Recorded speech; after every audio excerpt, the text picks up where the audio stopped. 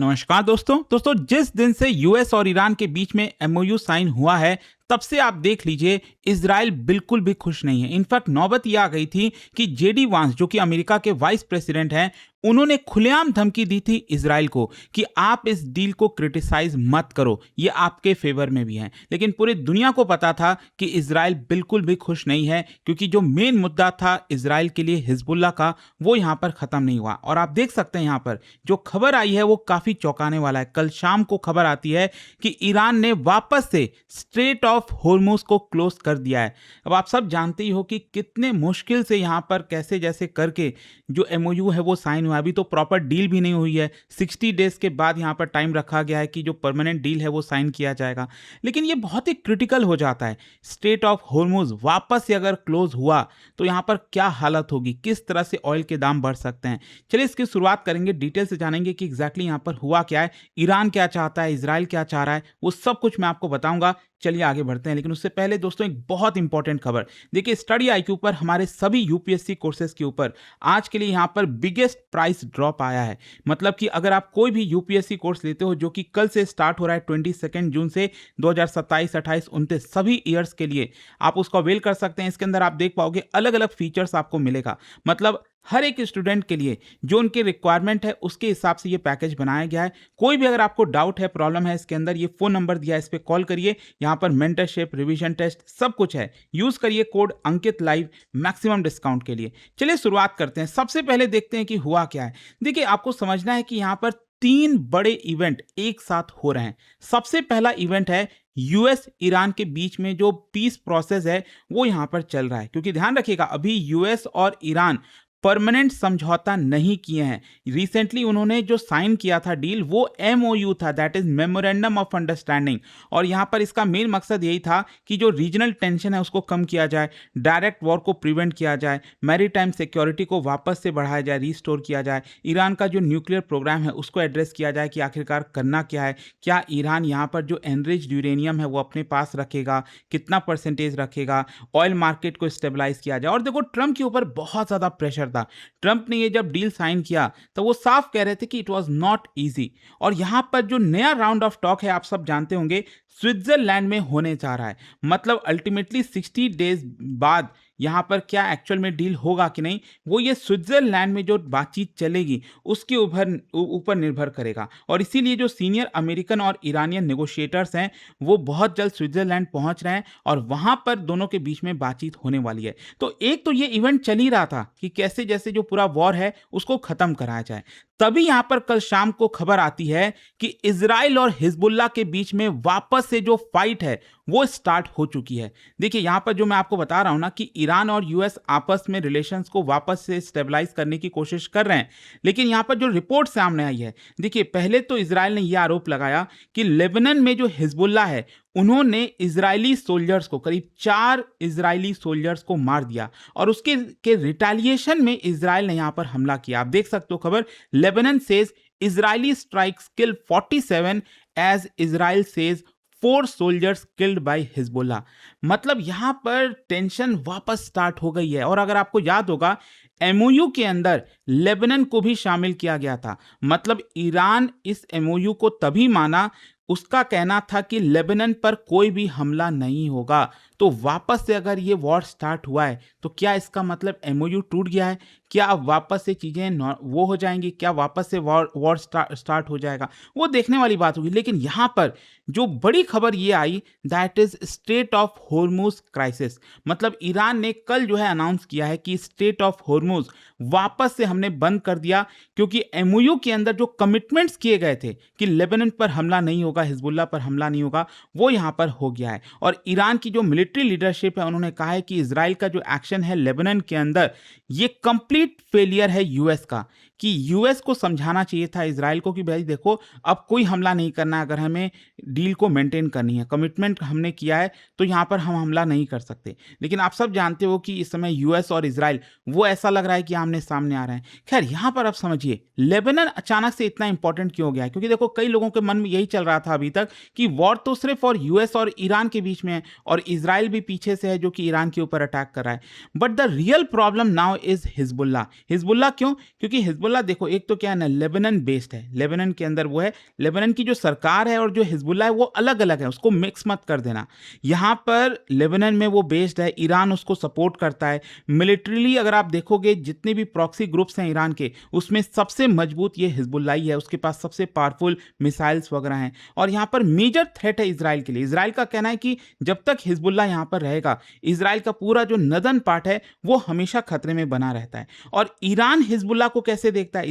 Iran देखता है ये एक स्ट्रैटेजिक डेटरेंट की तरह, कि अगर जब भी इसराइल ईरान के ऊपर हमला करेगा तो तुरंत हिजबुल्लाह भी इसराइल के ऊपर हमला कर देगा। मतलब कई सारे फ्रंट खुल जाएंगे, ताकि इसराइल जो है अपने रिसोर्सेज को मतलब डिवाइड करना पड़ेगा, राइट। तो यहाँ पर एक रीजनल अलाई की तरह है हिजबुल्लाह ईरान के लिए। सो दैट इज वाई जब भी इसराइल अटैक करता है हिजबुल्लाह पर, ईरान को ऐसा लगता है वो उसके ऊपर हमला हुआ है। तो ईरान हमेशा ये कहता है कि आप हिजबुल्लाह पर अटैक नहीं करोगे। अच्छा, यहाँ पर समझिए, Israel was not fully comfortable with the deal. Y?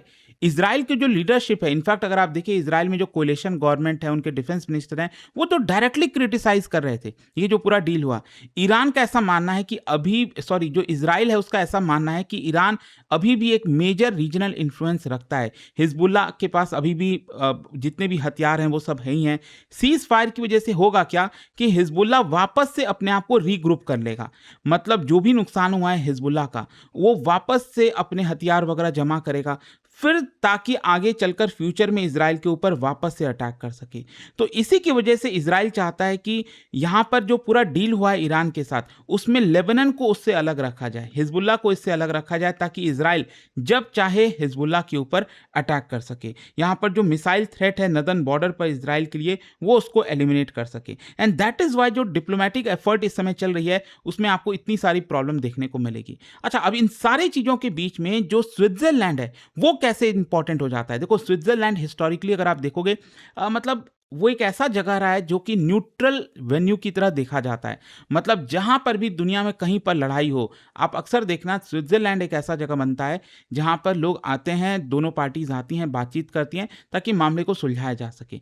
तो यहां पर अल्टीमेटली ये दो पार्टीज भी, ईरान और अमेरिका, उन्होंने भी माना कि हमें स्विट्जरलैंड में बैठना चाहिए, क्योंकि 60 डेज बाद जब प्रॉपर डील होगा तो स्विट्जरलैंड में क्या हुआ है उसके ऊपर काफी हद तक डिपेंड करेगा। तो यहां पर जो बातचीत रखी गई है उसका मेन एम क्या है कि यूएस ईरान का एग्रीमेंट हो जाए 60 दिन बाद, वाइडर जो रीजनल वॉर है वो वापस से स्टार्ट ना हो, लेबनान का जो टेंशन है उसको यहां पर एड्रेस किया जाए, कॉन्फिडेंस दोनों पार्टीज में रिस्टोर किया जाए, और लॉन्ग टर्म गोल यही है कि सैंक्शंस को हम डिस्कस करें, क्योंकि 60 डेज में बहुत कुछ डिस्कस होना है ना, कि ईरान के ऊपर जो सैंक्शंस लगा हुआ है उसमें क्या क्या चीजें हटेंगी, ईरान का जो न्यूक्लियर एक्टिविटीज है उसका क्या होगा, मैरीटाइम ट्रेड रूट जो है वो वापस से ओपन होगा। मतलब बहुत सारी चीजें आपको मिलेंगी। लेकिन क्वेश्चन यहां पर यह आता है कि क्या होर्मुज सच में वापस से बंद हो गया है? देखो, ईरान का तो कहना है कि हाँ हमने बंद कर दिया है, लेकिन जो अमेरिकन ऑफिशियल्स हैं उनका कहना है कि नहीं, अभी भी ट्रैफिक चल रहा है, हमारा ऑपरेशन जारी है, ईरान यहां पर कोई भी डिसरप्शन नहीं कर पाएगा, ऐसा अमेरिका का कहना है। लेकिन सवाल यह आता है कि क्या ईरान वापस से होर्मुज को क्लोज कर सकता है? अगर आप मिलिट्रीली बात करेंगे तो बिल्कुल कर सकता है, क्योंकि नेवल माइंस है, बहुत ही चीप है लेकिन काफी इफेक्टिव है, फास्ट अटैक बोट्स हैं ईरान के पास, वो IRGC इस्तेमाल करती है जो कि डायरेक्टली टैंकर्स को हिट कर सकती है, एंटी शिप मिसाइल्स हैं, ड्रोन्स हैं जिसकी थ्रू वो निगरानी रख सकता है। तो मिलिट्रीली अगर आप देखोगे तो ईरान कर सकता है, लेकिन स्ट्रेट ऑफ होर्मुज को वापस से ब्लॉक करना इतना आसान नहीं होगा। क्यों? क्योंकि वहां पर यूएस की नेवी भी है। क्या है कि ये जो पूरा डील साइन हुआ था उसमें यूएस ने कहा था कि हम ब्लॉकेड को हटा रहे हैं, लेकिन अमेरिका की जो वॉरशिप्स हैं वो अभी भी स्ट्रेट ऑफ होर्मुज के नजदीक हैं।